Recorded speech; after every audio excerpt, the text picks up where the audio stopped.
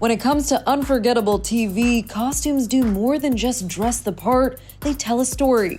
And this year's Emmy nominees for Outstanding Contemporary Costume Design gave us fashion moments that were as bold, layered, and binge-worthy as the shows themselves. Let's start with the Righteous Gemstones, a televangelist empire dripping in rhinestones, sequins, and just the right amount of satire. The Gemstone family wardrobe is all about excess between flashy suits, designer labels, and a Sunday service that truly dazzles. And I've always been very fascinated with religion. I think specifically coming from the South, you can see some of these extreme megachurch situations where it's so far-fetched. For example, last season we did a monster truck rally, and I remember messaging Danny and messaging the production center and being like, "Whoa, look, this is actually a thing." And he was like, "Yeah, we already knew that." So it's the megachurch world is just, it leaves so much fun for character development and costume design. And I think with some of these characters, it's really fun to play with it because they have a stunted element to them, but they're also bazillionaires. So, we have people like Judy and Adam Devine's character that, they would really care about having this elaborate look. So you could play with sequins and things like that. And they do have the access.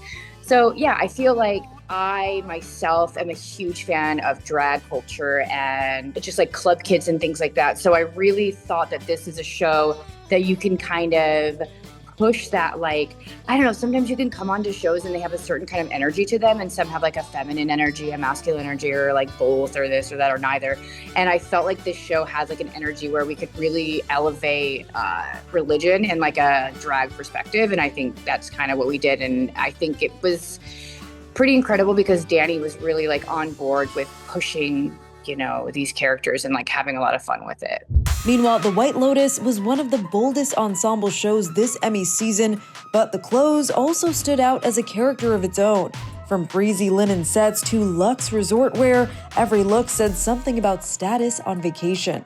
With each season of the White Lotus, it was clear that the country or location was a huge character in the story, and the relationship with the landscape and the people and the culture where the guests are was very important. One of the first things that came to my mind was my own travels in Thailand and Southeast Asia, and then also the song One Night in Bangkok.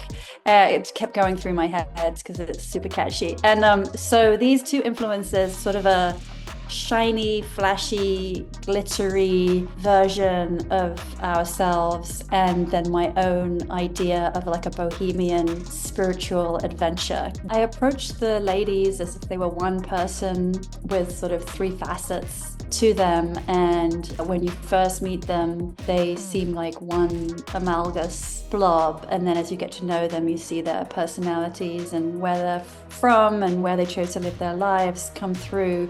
But the idea really was that they are dressing for each other, trying to impress each other, and also a little bit for show that they're wearing masks and that the masks start to come off. And, particularly the case sometimes with American Girlfriends is that there's a lot of fronting going on. So their guard gets let down, and you see that Laurie's falling apart and Jacqueline's not happy. And so that starts to prevail in the outfits. Then there's the studio, a behind-the-scenes take on Hollywood itself.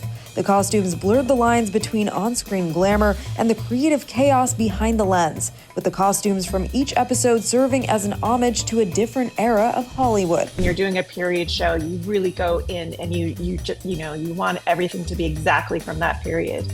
And this one, we just incorporated all of it. We did, 30s suiting, some 40s in there, a lot of 70s, a little 80s, a lot of 90s. We just tried to kind of weave all of the eras of Hollywood filmmaking into it, just to show the love that we have for all of it. My favorite story is when Ron Howard came in, we did ask him to bring his hats, his signature Imagine hats, and he brought a little duffel bag of the different hats that he has. So it's Imagine Docs, Imagine Creative, a charity that he works with, and he showed us all the hats, which is exactly what we wanted.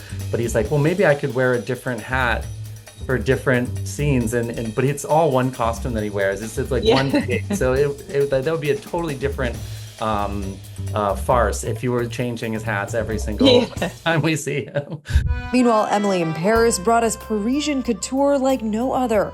Love it or hate it, Emily's bold looks, clashing prints, and over-the-top everything is another character in itself. With each season, viewers have watched Emily immerse and find comfort in the Parisian way of life, and this season, that was reflected more than ever in her fashion, with her signature Emily twist, of course. I remember the black and white masquerade ball that Truman Capote was throwing in 1967, I think, or around the end of 60s. So it was a good way to have this French and American culture goes well together. So black and white, I thought it was a nice idea. It was very graphic instead of having a lot of colors for once in the show. So we get in touch with Aris, and he was part of the project. He was very enthusiastic, and he did a couple of regarding the mood board I sent to him. He did a couple of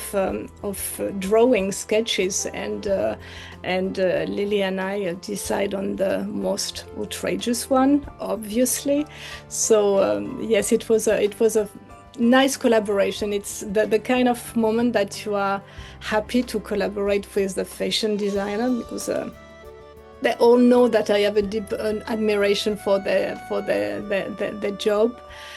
So it was nice. And finally, hacks. Deborah Vance's wardrobe serves old Hollywood glamour 1 minute, sharp power suits the next, and always reminding us that she runs the show. Put her next to Ava's laid-back style, the contrast makes for the perfectly imperfect but brilliant pair. So whether it's satirical sparkle, Hollywood power dressing, or Parisian couture, these nominees prove that in TV, the costumes are about more than just clothes. In the end, the Emmy went to the studio, but every designer this year delivered looks we'll be talking about long after the ceremony is over.